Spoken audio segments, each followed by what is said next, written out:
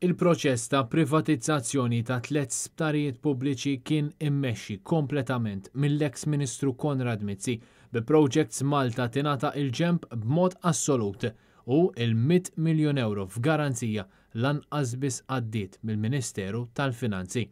Dan kollu ħareġ mill-qorti fejn komplet tinstema l-kawża li fetaħ l-eks kap tal-Partit Nazzjonalista Adrian Delija biex il-poplu jieħu lura fidejh 3 sptarijiet li kienu ingħataw lil Vitals, kumpanija bla esperjenza fil-qasam tas-saħħa li l-ultimate beneficiary owner tagħha fil-British Virgin Islands qatt ma kien magħruf u li r-rappreżentant tagħha f'Malta instab ħati ta' serq minn klijenti fil-Kanada. L-ewwel xut fil-qorti kien l-eks direttur ta' Projects Malta William Wyatt li konferma li kollox kien fidejn Konrad Mizzi bl-avukat Edward De Bono jistaqsi. Allura f'dan il-kuntratt ta' 2 biljuni Projects Malta kienet hemm biss għax-show? Bil-qorti tistaqsi, jiġifieri l-irwol ta' Projects Malta kien wieħed sempliċement ta' segretarja u William Wyatt iwieġeb iva. Wyatt qal li Projects Malta inqabżet mill-proċess u il-proġett mar dritt tant il-Kabinett.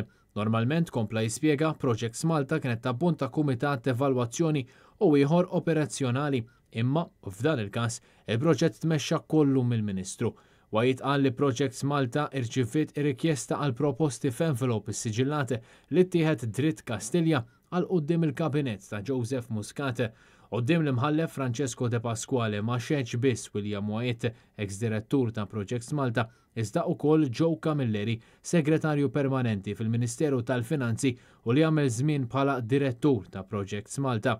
U qal li f'dan id-deal Projects Malta ma kienx ili timmaneġġja l-proġetti, kienet biss tilqa' it-tenders. Qal li dan il-proġett mar żgur 3 darbiet quddiem il-Kabinett. Saħaq li l-proċess dejjem baqa' għand il-Ministeru tal-Enerġija, f'kelma waħda Projects Malta daħlet biss fejn jidħlu l-karti. Hawn l-avukat ta' Adrian Delija Edward De Bono staqsa li xogħol jekk kuntatt ta' 2 biljun euro kien biss qisu gwarniċċa għal Projects Malta għax ma kienu involuti f'xejn.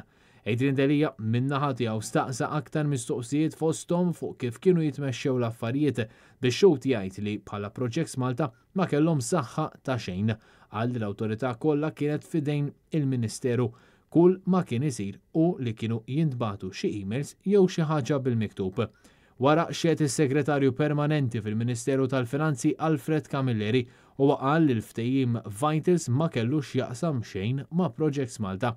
Qabel ma xedu Wyatt u Camilleri, Mario Cutajer, segretarju permanenti fl-Uffiċċju tal-Prim Ministru, ippreżenta kopja tal-Memorandum of Understanding dwar kuntratt tal-isptarijiet Vitals flimkien ma' ta' Stewart. Dwar jekk hemm kopji oħrajn, ix-xut qal li ma jafx iwieġeb iżda mill-memorja ma jidhirlux, iżda se jfittex u jinforma lill-qorti dwar dan.